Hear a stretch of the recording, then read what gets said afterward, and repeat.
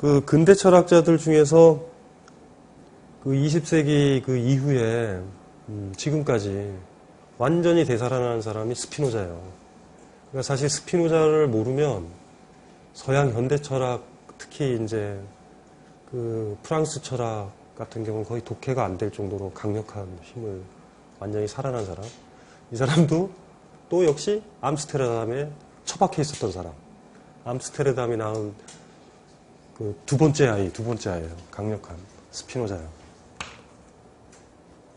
이 스피노자라는 사람이 왜 무섭냐 하면은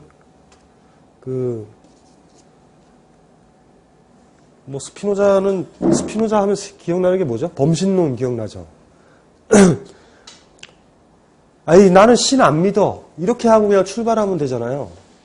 근데 이 사람은 신이라는 개념을 합리적으로 추론을 해가지고 우리가 말하는 기독교적 신 자체는 붕괴시켜버린 사람이에요. 자, 어떻게 하냐면 아주 쉬워요. 기독교에서는 신이 있죠. 그쵸? 신이 세계를 만들었죠. 그쵸? 신이 세계를 만들었잖아요. 자, 이제 신은 무한자예요, 유한자예요? 무한자죠. 무한자라고 생각하면 스피노자 덫에 딱 걸려들어요. 신은 그냥 유한자고 그냥 번개도 때리고 심판도 하고 이렇게 믿으면, 그러니까 옛날에 그 미신과 같은 종교 형태로 남아있으면 기독교는 구제하고 스피노자의 오용은 안 돼요. 근데 신이 무한자죠. 예, 앞에요. 앞에. 신 무한자 맞죠? 예? 네, 그냥 그렇다고 그래요, 빨리. 자, 그런데 이게 전체예요. 신 아니면 세계잖아요. 신이 세계를 만든 다음에 세계 바깥에 존재하면 유한자가 돼요. 최소한 신은 세계는 아니니까. 유한이라는 게 뭐예요? 한계가 있다라는 거잖아요. 그러니까 신이 세계를 만들었을 때, 그러니까 우리 이 세계가 있잖아요. 이 세계 바깥에 신이 존재한다라고 생각을 하면 신은 무한자가 아니에요. 왜냐하면 이 세계는 별도잖아요. 그럼 한계가 잡힌 거 아니에요. 그래서 스피노자 생각이 신이 무한자라면 세계와 같아야 돼요. 이건 그냥 빨리 그냥 이해를 하셔야 되는데. 그쵸, 이해되세요?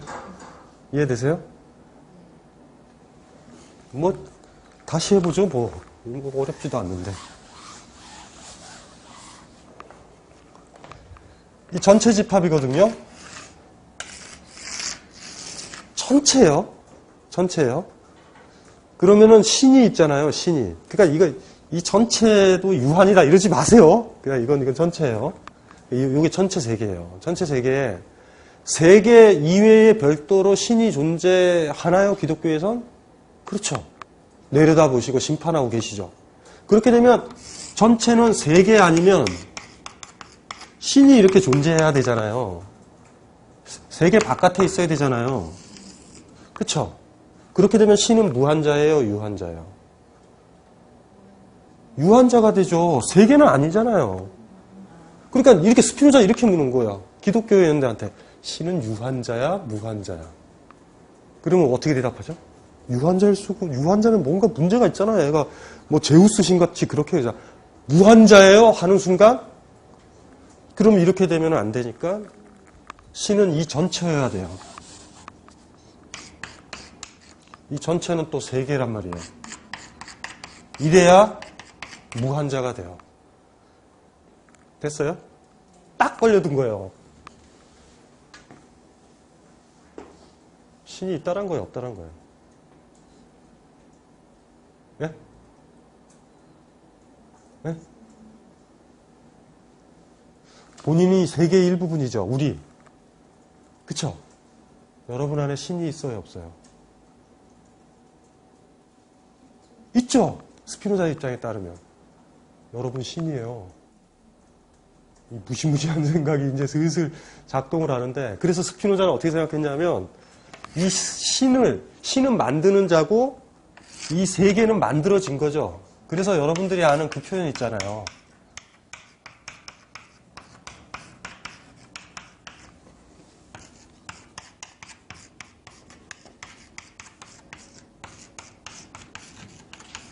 뭐 소산이라는 말 들어봤죠? 만들어진 바의 자연, 이 만든, 능동적으로 이렇게 만든 자연. 능산적 자연은 소산적 자연이에요. 이해되시죠? 자, 그러면 저 보세요, 저. 여러분이 보고 있는 저의 모습 있죠? 이거는 소산적 자연이죠. 그쵸? 내 안에 신이 있죠? 나를 지금 이렇게 유지시키고 만들어 놓은 신이 있죠? 그쵸? 그 신적인 측면을 바로 스피노자는 개인이면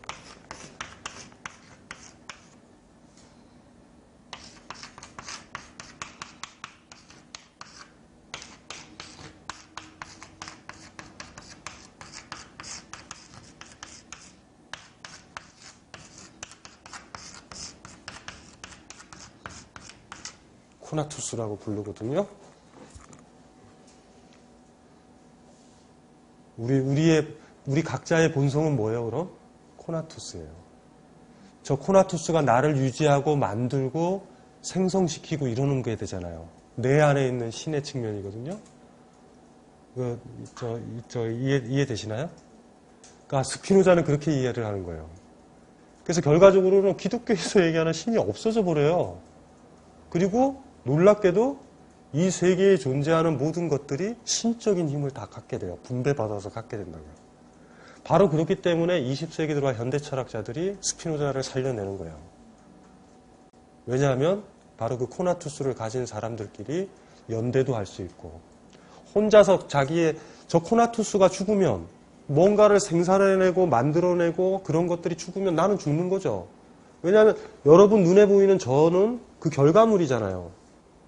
그런데 제가 죽는다라는 거는 뭐예요? 사실 정확하게 말해서. 더 이상 나를 생산하기를 그치는 거. 그러니까 코나투스가 없어지거나 위축되는 거잖아요. 그럼 이해되시죠? 그럼 혼자서 내 코나투스를 지키는 게 나아요? 서로 마음이 맞고 서로 같이 있으면 힘이 나게 하는 사람 몇 사람이 코나투스를 집단적으로 지키는 게 나아요? 집단적으로 지키는 게 낫죠. 그래서 현대 정치 철학, 자본주의에 저항을 하거나, 그쵸? 그런 어떤 움직임에서 그 기존의 질서가 각 개인의 삶들을 위축시킬 때 삶에는 두 종류가 있는데요. 하나는 우울한 삶이 있고 명랑한 삶이 있어요. 아시죠? 명랑한 삶을 가진 사람은 코나투스가 반짝반짝 잘 작용하는 거고 우울한 삶을 살아가는 사람은 코나투스가 위축되는 거예요. 표현력도 없어져요. 그러니까 예를 들면 이런 거죠. 누군가를 만나면 사랑해, 나 너 좋아해 라고 적극적으로 얘기하는 사람은 코나투스가 강한 거고 쭈삣쭈삣하는 사람 있죠. 저 사람이 나를 어떻게 볼까? 내가 이 얘기하면 그럼 코나투스가 약한 사람이에요. 자, 그럼 여기까지가는 경험이고 뭐고 간에 코나투스까지는 합리론이에요. 아시죠? 신은 생산하는 사람, 뭔가 만드는 사람. 이 세계는 만들어진 것. 근데 신이 무한자니까 같아. 그러면 우리가 보는 자연은 그렇게 능동적으로 만들어지는 신적인 측면과 요 세계, 우리 눈에 보이는 세계처럼 만들어진 측면 두 가지가 있어. 그러면 나도 이 세계 중에 하나네? 그러면 나 안에 신적인 측면이 뭐지? 이 코나투스고 내가 지금 가지고 있는 생각, 나의 육체 이런 것들은 소산적 자연이죠. 나한테는. 그렇게 딱 본 거야. 거기까지 된 거예요, 이제. 자, 이제 두 번째 가봅시다. 경험론적인 측면이요. 스피노자가 가진 이 측면이 오히려 더 중요한데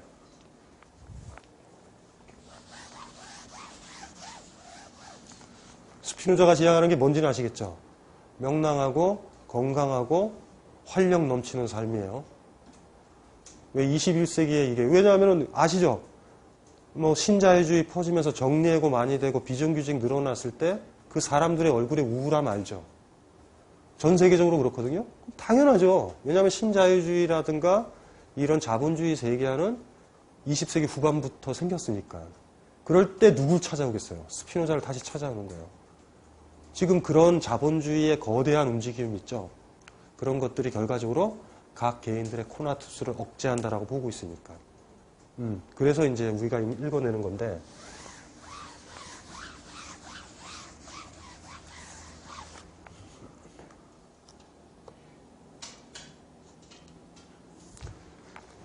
자, 이제 잘 보세요. 여기 코나투스 몇 개요? 여기 8명이니까 8개 있잖아요. 내가 이분과 만났어요. 그런 경우 해봤잖아요. 이분과 만나면 내 표현력과 내 피부와 내 활력이 증가될 수 있죠. 코나투스가 증가될 수 있잖아요. 그렇게 만나면. 이해되시죠? 그렇게 되면 이거 보세요. 개체와 개체가 마주친단 말이에요.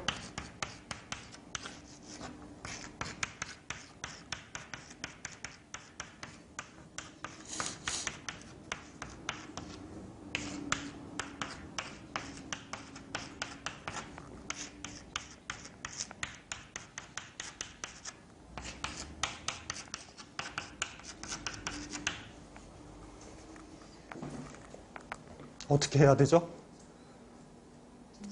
증진시켜야 되죠. 슬픔은 배제시키고요. 우리가 그 기억하시잖아요. 여러분들이 만나는 사람들 보면 여러분들의 막 느낌 있죠. 막 건강해지고 막 그러니까 뭐냐면 활력차고 그쵸? 그렇게 자기를 만들어주는 사람이 있는 반면 이놈의 인간을 만났다만 하면 우울해지고 짜증나죠. 그러니까 우리가 만약에 삶을 같이 더불어 산다면 사랑이라는 좁혀도 되겠다. 누구랑 살아야 코나투스를 증진시켜주는 사람이요. 이게 스피노자의 윤리학이에요. 그러니까 슬프게 살지 말고 기쁘게 살자라고 단순하게 얘기해도 되지만 이게 아주 정연하게 짜여져 있는 책이에요. 자, 이거는 경험적이죠. 왜요? 마주쳐 봐야 개체와 개체가 마주쳐 봐야 슬픈지 기쁜지를 아는 거예요. 미린 몰라요, 이거는. 그러니까 앞부분까지 코나투스까지는요. 합리적으로 이렇게 집에서 이렇게 곰곰이 생각해도 되는데 여기서부터는 거의 뭐 마주침의 윤리학이라고 해도 되고 아니면 기쁨과 슬픔의 윤리학으로 할 수 있는 측면이 있어요. 바로 이제 이 부분을 그 20세기 들어와서 발굴을 해내는 거예요. 특히 프랑스 프랑스 철학자들이 굉장히 정치 철학적으로 이제 나가는 거예요. 그러니까 뭐 어떻게 선생도 있잖아요. 선생도 종류가 많잖아요. 그 인간 수업을 들으면은 한 학기 지나니까 삐쩍 꼬를 수도 있고 어떤 선생을 만나면 그 선생과 어떤 시간을 보내고 나면 자기가 건강해질 수 있잖아요. 아주 단순한 거죠. 아주 그 개체적 입장에서 보는 거죠. 그러니까 코나투스가 이렇게 실체적인 아까도 얘기했죠. 우리가 눈에 보이는 건, 그러니까 이제 전체 세계 차원에서 보면 이 세계만 보이죠? 코나투스는 어디서 보여요? 꽃들이 필 때. 근데 꽃 피는 힘 그런 건 안 보이잖아요. 그렇게 신적 측면 있죠. 능상적 자연의 측면은 안 보이잖아요. 그러니까 사실 코나투스를 보지는 못해요. 이건 감각적인 건 아니라고요. 근데 기본적으로 이건 어떻게 확인되냐면, 기쁨이 배가 될 때, 슬픔과 우울함이 생길 때, 그럴 때 이제 우리가 드는 거죠. 이게 일단은 스피노자라는 사람이 생각했던 전체 얼거리예요. 나머지는 에티카라는 책을 이제 넘겨서 보셔야 돼요. 에티카만 잠깐 소개를 시켜드릴게요.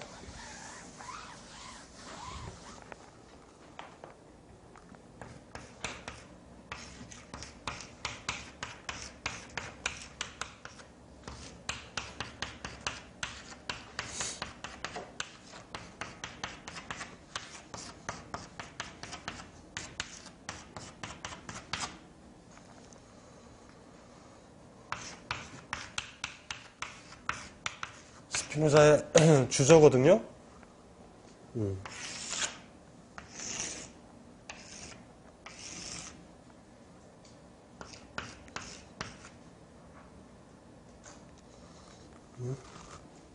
이렇게 하죠.